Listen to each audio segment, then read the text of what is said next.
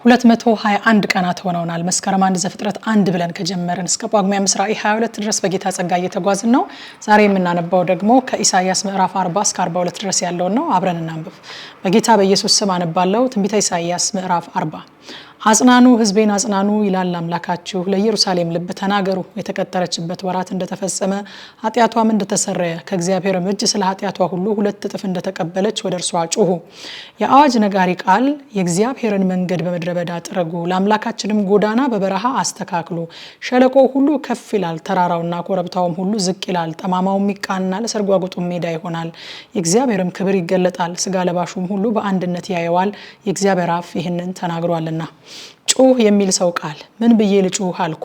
ስጋ ለባሽ ሁሉ ሳር ነው፣ ክብሩም ሁሉ እንደ ምድረ በዳ አበባ ነው። የእግዚአብሔር እስትንፋስ ይነፍስበታልና ሳሩ ይደርቃል፣ አበባውም ይረግፋል። በእውነት ሕዝቡ ሳር ነው፣ ሳሩ ይደርቃል፣ አበባው ይረግፋል።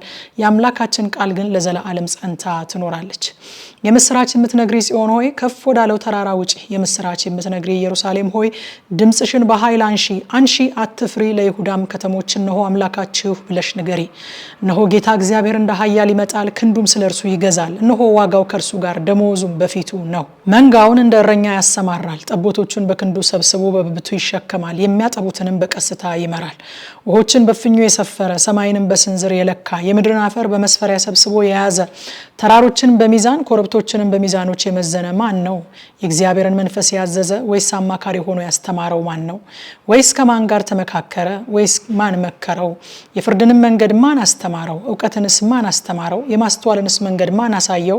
እነሆ አሕዛብ በገንቦ እንዳለች ጠብታ ናቸው፣ በሚዛንም እንዳለ ትንሽ ትቢያ ተቆጥረዋል። እነሆ ደሴቶችን እንደ ቀላል ነገር ያነሳል። ሊባኖስ ለማንደጃ እንስሶቿም ለሚቃጠል መስዋዕት አይበቁም። አሕዛብ ሁሉ በፊቱ እንዳልነበሩ ናቸው፣ ከምናምን እንደሚያንሱ እንደ ከንቱ ነገርም ይቆጥራቸዋል። እንግዲህ እግዚአብሔርን በማን ትመስሉታላችሁ? ወይስ በምን ምሳሌ ታስተያዩታላችሁ? የተቀረጸውንስ ምስል ሰራተኛ ሰርቶታል፣ አንጥረኛም በወርቅ ለብጦታል፣ የብሩንም ሰንሰለት አፍስሶለታል። ለዚህ መባ ገንዘቡ ያልበቃው ድሃ የማይነቅዘውን እንጨት ይመርጣል። ምስሉም እንዳይናወጥ ያቆመው ዘንድ ብልህ ሰራተኛን ይፈልጋል። አላወቃችሁምን? ወይስ አልሰማችሁምን? ከጥንትስ አልተወራላችሁምን? ወይስ ምድር ከተመሰረተች ጀምሮ አላስተዋላችሁምን? እርሱ በምድር ክበብ ላይ ይቀመጣል፣ በእርሷ የሚኖሩት እንደ አንበጣ ናቸው። ሰማያትን እንደ መጋረጃ የሚዘረጋቸው፣ እንደ ድንኳንም ለመኖሪያ የሚዘረጋቸው፣ አለቆችንም እንዳልነበሩ የምድር ፈራጆችን እንደ ከንቱ ነገር የሚያደርጋቸው እርሱ ነው። ገና እንደተተከሉና እንደተዘሩ በምድርም ስር ገና እንደሰደዱ ወዲያውኑ ነፈሰባቸው፣ እነርሱም ደረቁ። አውሎ ነፋስም እንደ እብቅ ጠረጋቸው። እንግዲህ እተካከለው ዘንድ በማን መሰላችሁኝ? ይላል ቅዱሱ። ዓይናችሁን ወደ ላይ አንስታችሁ ተመልከቱ። እነዚህን የፈጠረ ማን ነው? ሰራዊታቸውን በቁጥር የሚያወጣ እርሱ ነው። ሁሉንም በየስማቸው ይጠራቸዋል። በኃይሉ ብዛትና በችሎቱ ብርታት አንድስ እንኳ አይታጣውም።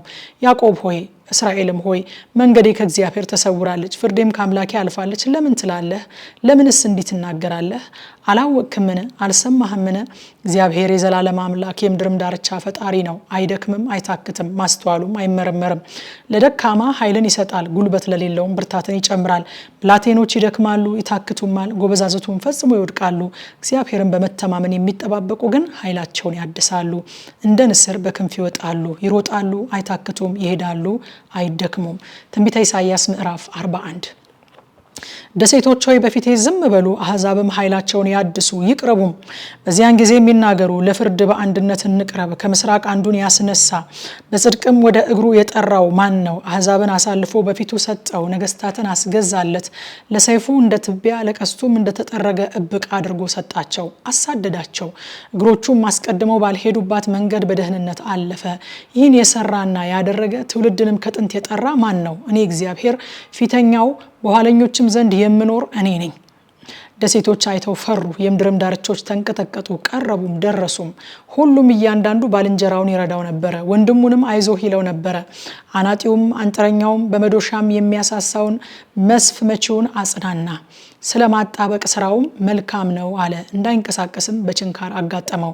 ባሪያ እስራኤል፣ የመረጥኩ ያዕቆብ፣ የወዳጄ የአብርሃም ዘር ሆይ አንተ ከምድር ዳርቻ የያዝኩ ከማዕዘኗ የጠራሁህና አንተ ባሪያዬ ነህ፣ መርጬሃለሁ፣ አልጥልህም ያልኩ ሆይ እኔ ካንተ ጋር ነኝና አትፍራ፣ እኔ አምላክህ ነኝና አትደንግጥ። አበረታሃለሁ እረዳህማለሁ በጽድቄም ቀኝ ደግፌ ይዘሃለሁ። እነሆ የሚቆጡ ሁሉ ያፍራሉ ይዋረዱማል፣ የሚከራከሩህም እንዳልነበሩ ይሆናሉ ይጠፉማል። የሚጣሉህንም ትሻቸዋለህ አታገኛቸውምም፣ የሚዋጉህም እንዳልነበሩና እንደምናምን ይሆናሉ። እኔ አምላክህ እግዚአብሔር አትፍራ እረዳሃለሁ ብዬ ቀኝህን ይዛለሁና። አንተ ትል ያዕቆብ የእስራኤልም ሰዎች ሆይ አትፍሩ እረዳሃለሁ ይላል እግዚአብሔር። የሚቤዥህም የእስራኤል ቅዱስ ነው። እነሆ እንደተሳለች እንደ አዲስ ባለጥርስ ማሄጃ አድርጌሃለሁ። ተራሮችንም ታሄዳለህ ታደቃቸውማለህ፣ ኮረብቶችንም እንደ ገለባ ታደርጋቸዋለህ ታበጥራቸዋለህ። ነፋስም ይጠርጋቸዋል፣ አውሎ ነፋስም ይበትናቸዋል። አንተም በእግዚአብሔር ደስ ይልሃል፣ በእስራኤልም ቅዱስ ትመካለህ። ድሆችና ምስኪኖችም ውሃ ይሻሉ አያገኙምም፣ ምላሳቸውን በጥማት ደርቋል። እኔ እግዚአብሔር እሰማቸዋለሁ፣ የእስራኤል አምላክ እኔ አልተዋቸውም። በወናዎቹ ኮረብቶች ላይ ወንዞችን በሸለቆችም መካከል ምንጮችን እከፍታለሁ።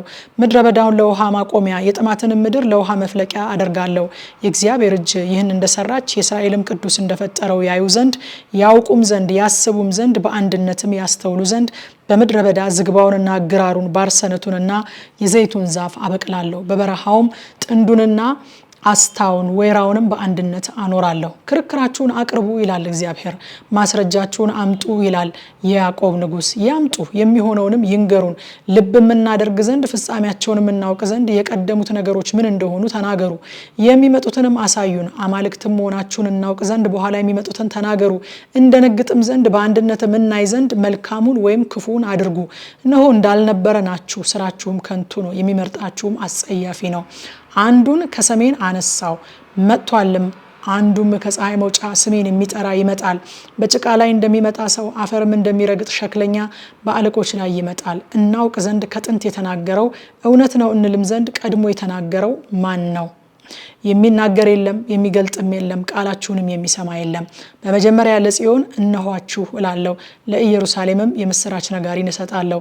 ብመለከት ማንም አልነበረም፣ ብጠይቃቸውም የሚመልስልኝ አማካሪ በመካከላቸው የለም። እነሆ እነርሱ ሁሉ ከንቶች ናቸው፣ ስራቸውም ምንም ናት። ቀልጠው የተሰሩት ምስሎቻቸውም ነፋስና ኢምንት ናቸው። ትንቢተ ኢሳይያስ ምዕራፍ 42 እነሆ ደግፌ ያስኩት ባሪያዬ፣ ነፍሴ ደስ የተሰኘችበት ምርጤ፣ በእርሱ ላይ መንፈሴን አድርጌያለሁ። እርሱም ለአሕዛብ ፍርድን ያወጣል፣ አይጮህም ቃሉንም አያነሳም፣ ድምጹም በሜዳ አያሰማም። የተቀጠቀጠን ሸምበቆ አይሰብርም፣ የሚጤስን ክር አያጠፋም። በእውነት ፍርድን ያወጣል፣ በምድርም ፍርድን እስኪያደርግ ድረስ ይበራል እንጂ አይጠፋም። አሕዛብም በስሙ ይታመናሉ።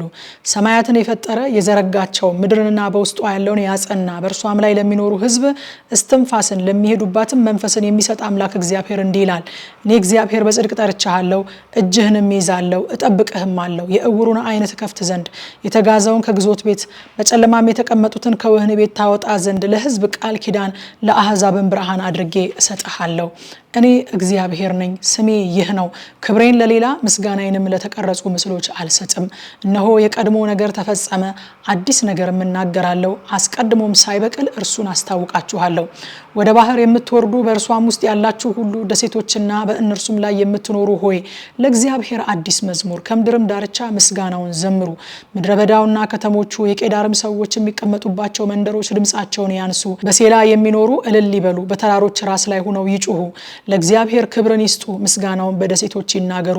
እግዚአብሔር እንደ ኃያል ይወጣል፣ እንደ ሰልፈኛም ቅንዓትን ያስነሳል። ይጮሃል፣ ድምፁንም ያሰማል፣ በጠላቶቹ ላይ ይበረታል። ከድሮ ዘመን ጀምሮ ዝም ብያለሁ፣ ዝም ብዬ ታግሻለሁ። አሁን ምጥ እንደያዛት ሴት እጮሃለሁ፣ አጠፋለሁ፣ በአንድነትም እጨርሳለሁ። ተራሮችንና ኮረብቶችን አፈርሳለሁ፣ ቡቃያዎችንም ሁሉ አደርቃለሁ። ወንዞችንም ደሴቶች አደርጋለሁ፣ ኩሬዎችን አደርቃለሁ። እውሮችንም በማያውቋት መንገድ አመጣቸዋለሁ፣ በማያውቋትም ጎዳና እመራቸዋለሁ። በፊታቸውም ጨለማውን ብርሃን አደርጋለሁ፣ ጠማማውንም አቀናለሁ። ይህን አደርግላቸዋለሁ፣ አልተዋቸውም። በተቀረጹትም ምስሎች የሚታመኑ፣ ቀልጠውም የተሰሩትን ምስሎች አምላኮቻችን ናቸው የሚሉ ወደ ኋላቸው ይመለሳሉ፣ ፈጽመውም ያፍራሉ። እናንተ ደንቆሮዎች ስሙ፣ እናንተ ዕውሮች ታዩ ዘንድ ተመልከቱ። ከባሪያዬ በቀር ዕውር ማን ነው? እንደምልከው መልእክተኛዬስ በቀር ደንቆሮ የሆነ ማን ነው? እንደ ፍጹሙ ወይስ እንደ እግዚአብሔር ባሪያ ዕውር የሆነ ማን ነው? ብዙ ነገር ታያላችሁ፣ ነገር ግን አትጠባበቁትም። ጆሮአችሁም ተከፍተዋል፣ ነገር ግን አትሰሙትም። እግዚአብሔር ስለ ጽድቁ ሕጉን ታላቅ ያደርግና ያከብር ዘንድ ወደደ። ይህ ግን የተበዘበዘና የተዘረፈ ሕዝብ ነው። ሁላቸው በዋሻ ውስጥ ተጠምደዋል፣ በግዞት ቤትም ተሸሽገዋል። ብዝበዛ ሆነዋል፣ የሚያድንም የለም፣ ምርኮም ሆነዋል፣ ማንም መልሱ አይልም። ከመካከላችሁ ይህን የሚያደምጥ ለሚመጣውም ጊዜ የሚያደምጥና የሚሰማ ማን ነው? ያዕቆብን ለማረኩ እስራኤልንም ለበዘበዙ ሰዎች የሰጠ ማን ነው? እኛ የበደል ነው እነርሱም በመንገዱ የሄዱ ዘንድ ያልወደዱት ለሕጉም ያልታዘዙለት እግዚአብሔር እርሱ አይደለምን? ስለዚህ የቁጣውን መዓትና የሰልፉን ጽናት አፈሰሰበት፣ በዙሪያም አነደደው። እርሱ ግን አላወቀም፣ አቃጠለውም፣ እርሱ ግን ልብ አላደረገም ይላል። ማታ 3 ሰዓት ላይ እንገናኝ በኢትዮጵያ ሰዓት አቆጣጠር። በቲክቶክ እና ቴሌግራም ገጻችን አሁን የተነበበውን ክፍል በጥልቀት እናጠናለን። ሻሎም